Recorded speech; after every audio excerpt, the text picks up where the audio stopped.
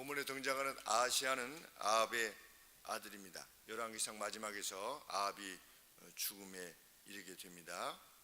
그런데 성경은 아합의 아들 아하시야 역시 죽음에 이르게 되는 연속적인 저주에 이르게 되었다. 아버지도 그렇게 죽고 아들도 그렇게 죽었다. 이건 무슨 말씀이냐? 아비의 죽음에서 아무런 교훈을 받지 못했다 라고 하는 것을 알게 합니다.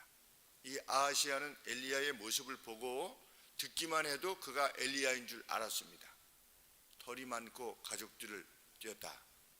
엘리야다 라고 하는 것을 보면 엘리야를 직접 만났다고 하는 것을 알게 되고 엘리야 자신에 대해서 이미 깊이 알고 있었다고 하는 것을 알게 됩니다. 왜냐하면 선지자들이 많았기 때문입니다. 당시에.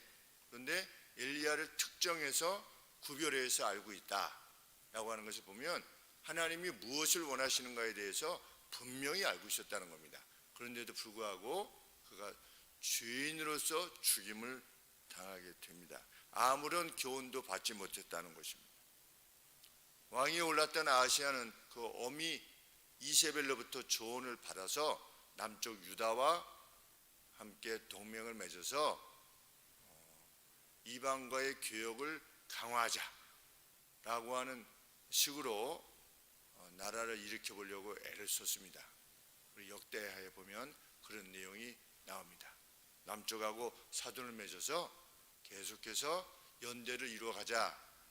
그러니까 마치 아프가니스탄의 그 탈레반들이 어떤 정상 국가로서 이렇게 나라를 이끌어 가려고 어떤 인정을 받으려고 하는 것처럼 북이스라엘도 나름대로 자기가 왕이니까 무엇인가 나라를 세워보려고 애를 썼는데 아람에게 아합이 패한 이후로 이제는 모압이 조공 바치기를 그만둔 겁니다.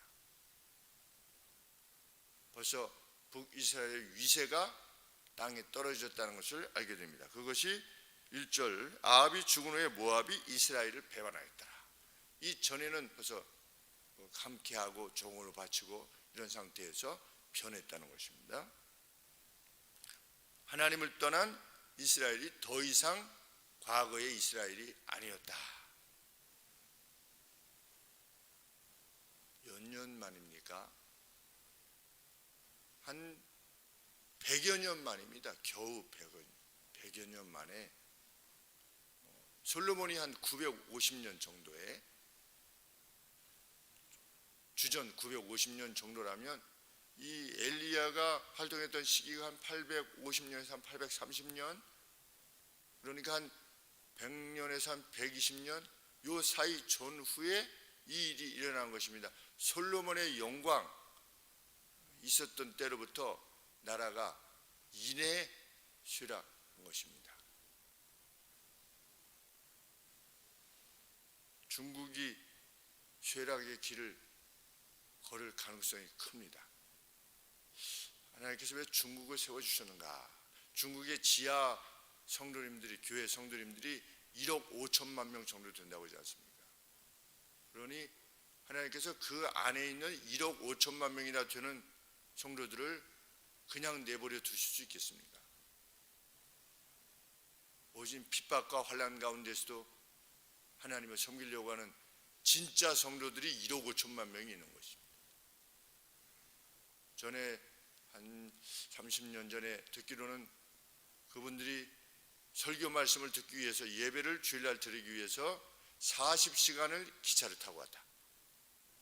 그런데 그 기차가 이게 뭐 앉아있는 승객이 있는 그런 기차가 아니라 그냥 화물칸에 그냥 그 바닥에 앉아서 40시간을 기차를 저기 먼 곳에서부터 타고 와서 예배를 드릴 때 주일날 6번 예배를 드리고 갔다. 이런 말씀을 중국의 선교사님으로부터 들었습니다.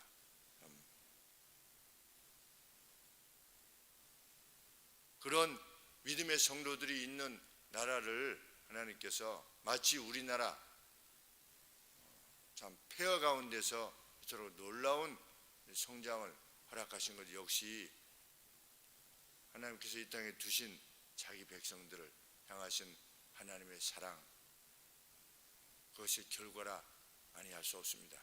하나님의 사람들이 그간의 예수쟁이라고 하는 말을 들으면서도 불구하고 자신의 집에서 참 쫓겨나는 것을 감수하면서도 예수님을 믿고자 했던 이들이 행했던 그 진실함과 그 선한 가치, 기독교적 가치, 그 세계관, 이런 것들이 세상을 바꿔놓는 것입니다. 그래서 기독교의 복음이 그러한 일사각오에 한 번 죽기를 각오하는 그러한 기독교의 복음이 미친 곳마다, 특별히 유럽이겠습니다, 선진국이 되었던 것입니다. 바이킹이라고 하는 무지막지한 자들이 지배했던 나라들이 기독교가 들어가서 스웨덴 같은 나라, 다 바이킹이 후손이라고 하지 않습니까? 영국도 해적 무리들이라고 하지 않았습니까? 그런데도 불구하고 그들이 그러한 번영을 구가했던 때에 동기가 뭐냐?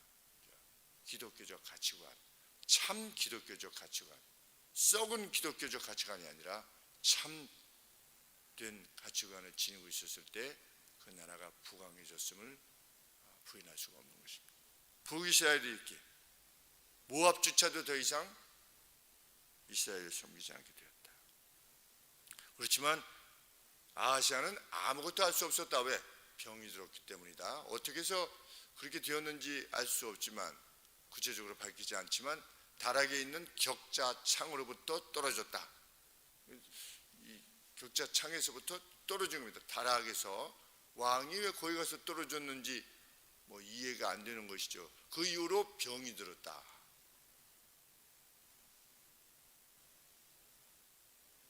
이때 그가 메신저들을 보내서 누구한테 묻도록 했다? 블레셋의 5개 도시 중에 아주 중요한 도시 중에 하나였던 에크론, 에클론이라고 하는 그 도시의 신, 각 도시마다 신이 있었던 것입니다. 에클론의 신 바알세붑이라고 하는 우상을 섬겼던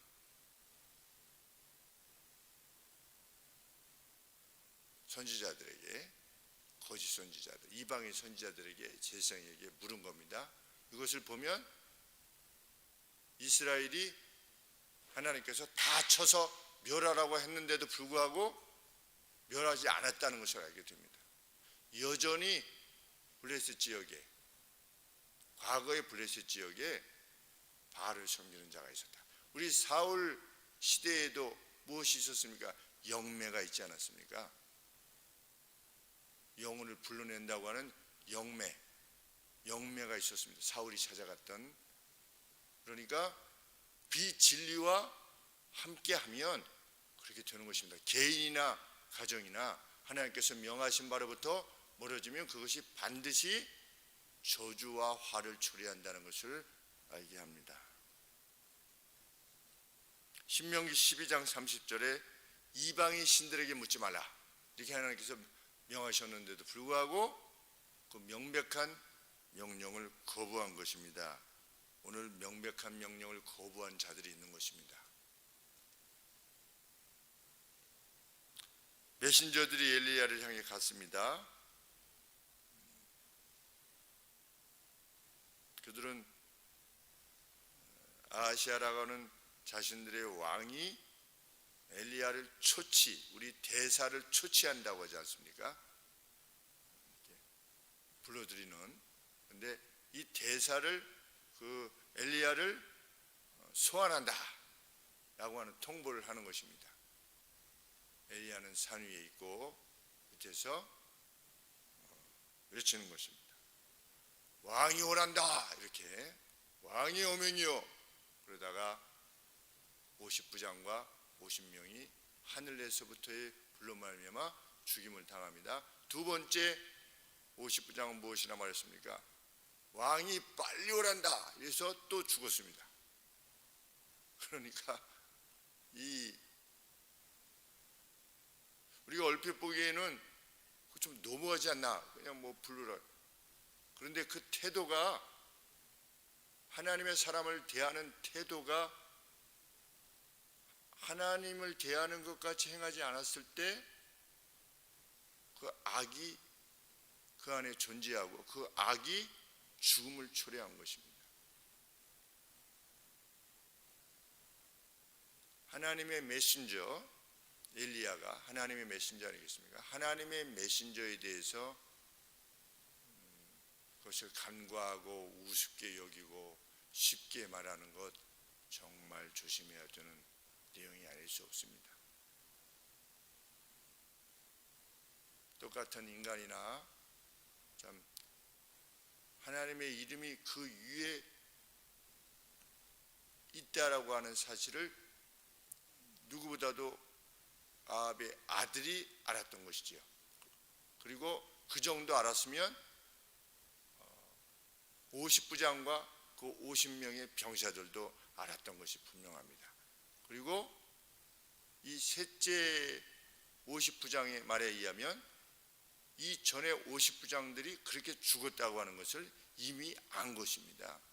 그리고 그 같은 사실을 이 왕도, 아하시야 왕도 알았던 것입니다. 그러면 하나님께서 이렇게 상대하셨다는 것을 뻔히 알면서도 계속해서 악을 고집한 것입니다. 하나님이 하지 말아라고 하면 성도님, 이것은 하나님이 원치 아니하시는 것입니다. 제발 거기서 돌아서셔야 됩니다. 그렇게 하면 안 됩니다 라고 해도 이미 다 지적으로는 알고 있음에도 불구하고 완악하게 거부할 때는 그 같은 화가 이른다는 것을 알게 됩니다. 참, 우리가 죄에 대해서 또 뭐 무슨 그렇게 큰 죄입니까? 이게 무슨 죽을 죄입니까? 왕이 오라고 한다, 이 말하는 것이 무슨 윤리적으로 그렇게 큰 문제입니까? 그리고 명령을 받아서 했는데 단지 태도가 조금 벗어냈을 뿐이지 그것이 뭐 이렇게 큰 악이겠습니까? 쫓아가는 50명은 뭐 무슨 죄가 있고, 이렇게 생각하기 쉽지만 하나님 앞에서의 행함이 얼마나 겸손해야 되는 것인가.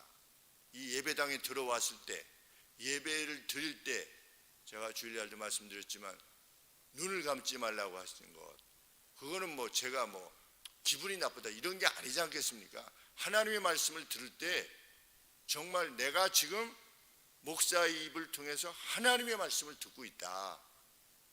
목사가 하나님의 말씀을 읽고 딴 이야기를 하면 그것은 하나님의 말씀이 아닐 수 있습니다. 그러나 명백하게 하나님의 말씀이 정말 그 시내산에서 하나님의 음성을 들었던 백성들이 두려움과 떨림으로 하나님의 말씀을 듣는 것 같은 심정으로 하나님 앞에 있게 되는 것, 그것이 진정한 신앙이고 하나님께서 원하시는 하나님 앞에서의 잠잠함, 그 두려움과 떨림으로 하나님 앞에 나오는 것, 그리고 이 자리에 함께하는 것, 그것이야말로 하나님을 경외하는 경외의 내용이라고 하는 것을 우리가 알게 되는 것입니다. 그때한 성도님이, 목사님 제가 오늘 너무 힘들어서 잠깐 눈을 감았었어요. 저한테 예배 끝나고 나서 말씀하시는데 그런 걸 말하는 게 아닙니다. 제가 이 말씀을 드렸습니다.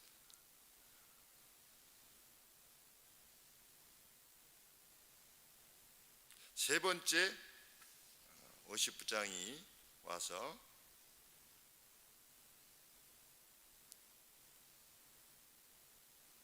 올라가서 그랬죠. 올라가서, 우리 13절에 보시면 올라가서 밑에서 말하지 않고 오만하게 말하지 않고.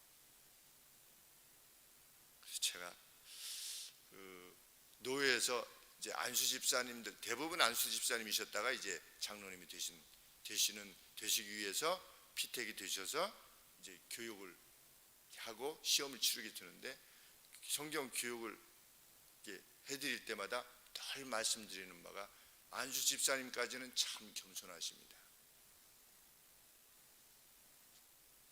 참 친절하시고 정말 그렇습니다. 그런데 집사님들도 5년만 지나시면 태도가 달라지실 겁니다. 그러니 그때 제발 변하지 마시고 지금의 하나님 앞에서의 겸비함 그대로 행하셨으면 정말 좋겠습니다. 그렇게 이제 권해드리는데 5년 지나면 한 10분 정도 되면 한 2분 정도는 그 겸비함을 계속 유지하고 계십니다. 정말 귀한 일이 아닐 수 없습니다. 근데 한 8분 정도는 변합니다.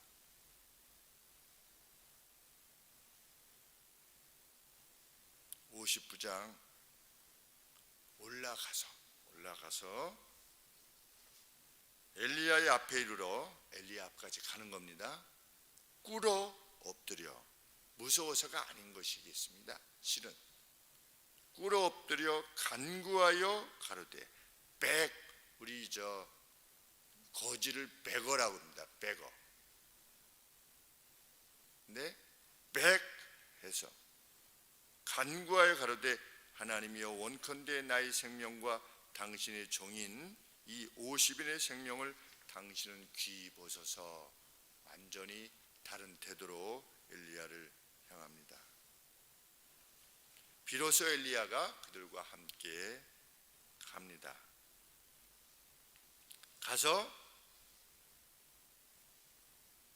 동일한 말로 아하시야에게 고합니다. 참 선지자답습니다.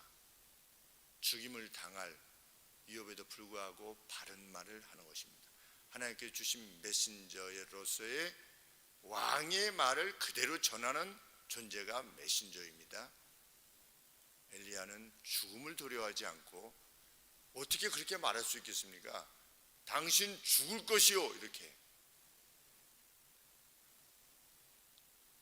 저에게 물을 사람도 그렇게 많지 않지만 목사님 이렇게 어떻게 되겠습니까? 그런데 가령 예를 들어서 정말 하나님으로부터 계시가 있어가지고 하나님이 집사님 죽으실 거라고 그랬습니다.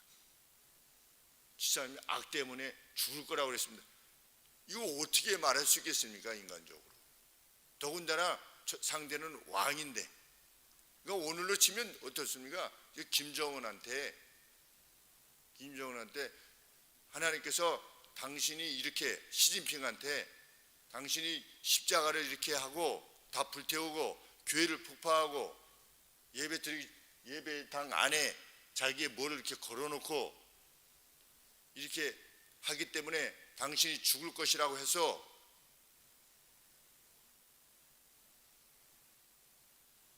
그렇게 한 것이나 똑같습니다. 그래도 아하시야가 돌아서지 않은 겁니다. 그것도 하나님 앞에서의 두려움과 떨림을 지니지 않은 것입니다. 오늘 교회의 위기는 뭐냐? 사람의 수가 줄어드는 것이 교회의 위기가 아니라 하나님 앞에서의 그 경외, 그리고 교회 내에 어떤 것을 생각할 때 인간적으로 생각하는 것, 인간적 가치를 가지고 교회를 인식하는 것. 장로가 이제는 교회의 이사 정도가 되는 것, 마치 당회가 이사회 같은 것, 그리고 교회 내에 정의, 공의라고 하는 표현을 사용하지 않고 정의라고 하는 표현을 쓰고 평등이라고 하는 단어가 들어옵니다. 세상의 가치지요. 세상이 말하는 용어들을 가지고 들어옵니다. 위원회,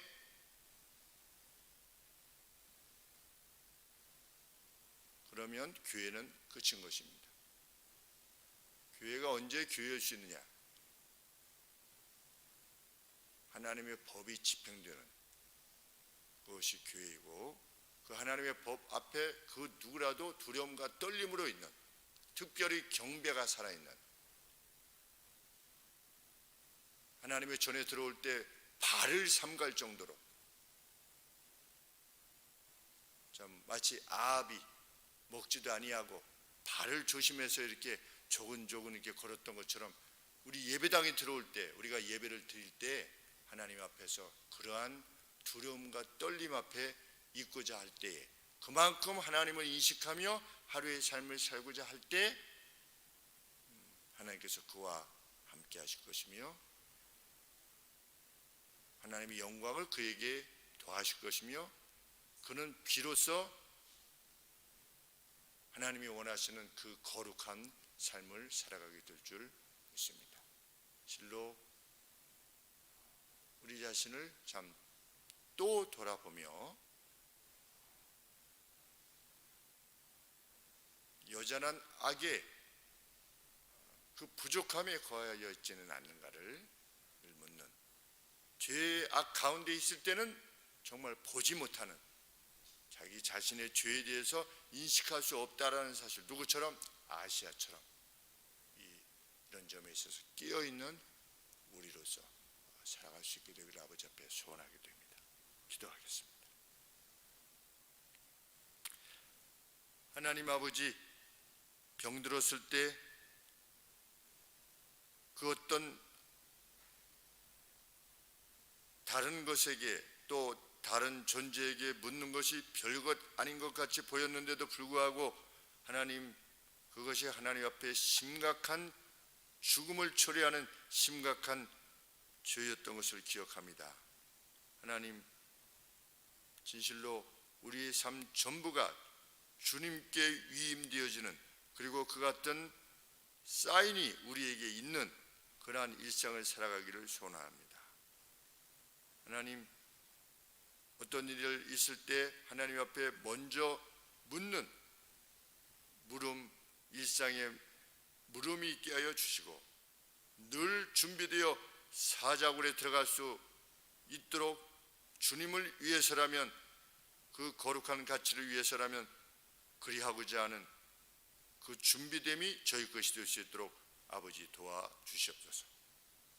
특별히 하나님, 슬픔 가운데서 하나님의 진리를 위하여 마음의 괴로움을 겪고 있는 성도들을 주께서 기억하여 주시고 그 66명의 성도들 주께서 기억하여 주시사 하나님 거룩한 길 갈 수 있도록 용기를 주시고 결단을 허락하여 주시기를 진실로 소원합니다. 하나님, 이제 열리게 될 노예에 주께서 함께하여 주시옵시고 하나님의 영이 함께하시는 거룩한 노예가 될 수 있도록 하나님께 대한 경외와 죄에 대한 두려움을 허락하여 주시기를 진실로 소원합니다. 예수 그리스도 이름으로 기도합니다. 아멘.